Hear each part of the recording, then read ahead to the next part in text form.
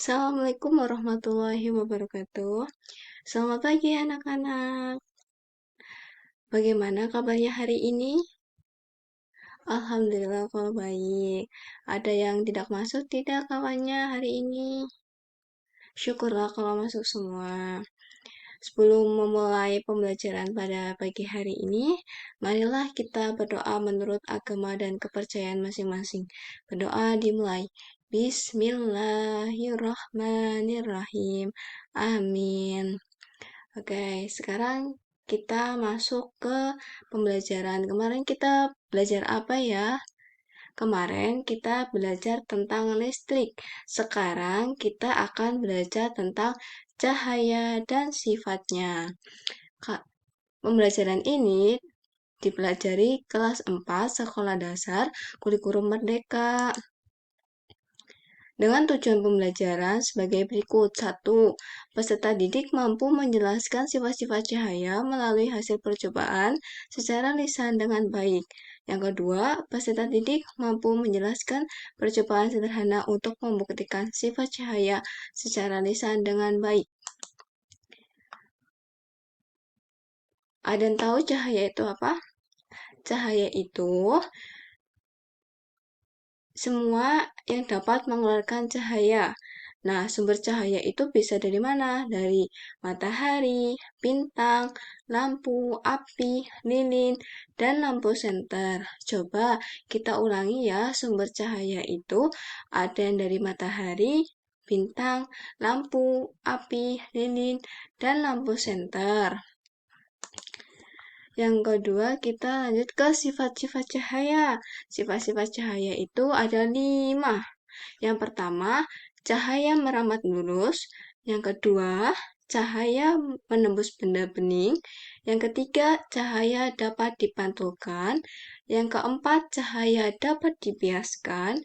Yang kelima, cahaya dapat diuraikan. Coba kita ulangi bareng-bareng ya. Sifat-sifat cahaya ada 5. Yang pertama, merambat lurus. Yang kedua, menembus benda bening. Yang ketiga, dapat dipantulkan. Yang keempat, dapat dibiaskan. Dan yang kelima itu dapat diuraikan. Oke, selanjutnya kita akan membahas yang pertama yaitu cahaya merambat lurus atau berkat cahaya merambat lurus. Contohnya itu ada cahaya matahari yang menembus jendela. Ketika pagi hari itu kan ada matahari yang menembus melalui jendela, itu namanya cahaya merambat lurus. Yang kedua, lampu senter. Ketika kita menyalakan senter, otomatis kita akan melihat cahaya lurus ke depan. Yang ketiga itu ada cahaya proyektor yang menuju layar. Yang kedua itu ada cahaya menembus benda bening. Cahaya bening merupakan benda yang dapat ditembus oleh cahaya bening. Contohnya ada gelas kaca, akuarium, kaca jendela. Terus yang ketiga itu ada cahaya dapat dipantulkan. Cahaya dapat dipantulkan pada benda yang memiliki permukaan mengkilap seperti permukaan air dan cermin yang dipantulkan pada benda lain. Semisal kita menggunakan lampu senter dipantulkan pada cermin, otomatis pantulan cahaya yang ada di cermin itu memantul ke arah lain. Yang keempat, itu cahaya dapat dibiaskan. Jika cahaya merambat melalui dua medium yang berbeda, kerapatannya juga ada pembelakangan cahaya. Contohnya, ketika kalian menggunakan gelas yang berisi air, kemudian kalian memasukkan pensil ke dalamnya, itu akan terlihat bengkok pensil yang di dalamnya. Nah, itu membuktikan cahaya dapat dibiaskan. Yang kelima, itu cahaya dapat diuraikan. Cahaya dapat diuraikan, contohnya adalah peristiwa terjadinya pelangi. Misalnya, di CD ketika digoyangkan akan membentuk beberapa warna, yaitu cahaya dapat diuraikan. Nah, sekarang kita akan mulai percobaan. Perhatikan aturan percobaan yang diberikan oleh guru. Oke, peraturannya yaitu buatlah 4 kelompok untuk berdiskusi. Perhatikan setiap percobaan yang guru lakukan. Yang kelima, ingatlah setiap sifat cahaya yang diperagakan. Dan yang keempat, tulislah sifat tersebut pada kertas yang diberikan guru. Tadi Ibu sudah memberikan kertas warna putih pada setiap masing-masing kelompok. Nanti setiap percobaan kalian catat ya di kertas itu. Nah, kita akan percobaan mulai dari cahaya dapat diuraikan. Itu nanti kita menggunakan CD digoyangkan. Terus yang kedua itu cahaya dapat dipantulkan. Nanti Ibu sediakan cermin dan lampu senter untuk dipantulkan.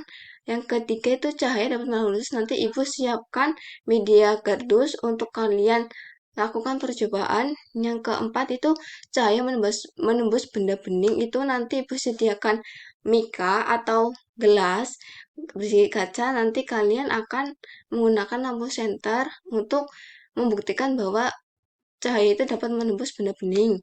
Yang kelima itu cahaya dapat dibaskan. Nanti kalian isi gelas, kemudian kalian masukkan pensil ke dalamnya ya. Oke, sebelum ke LKPD atau lembaga kerja peserta didik, Ibu mau tanya, tadi sifat-sifat cahaya itu ada berapa ya? Ya, betul, ada 5. Yang pertama itu dapat diuraikan.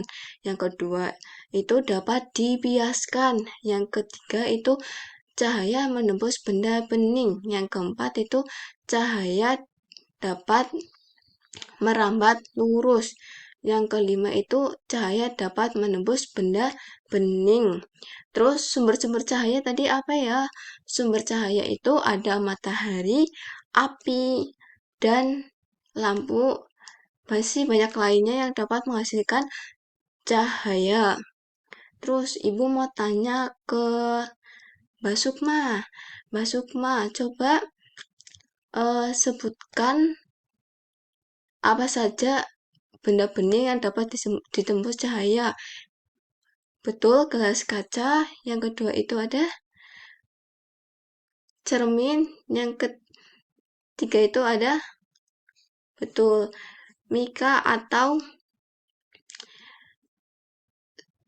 aluminium.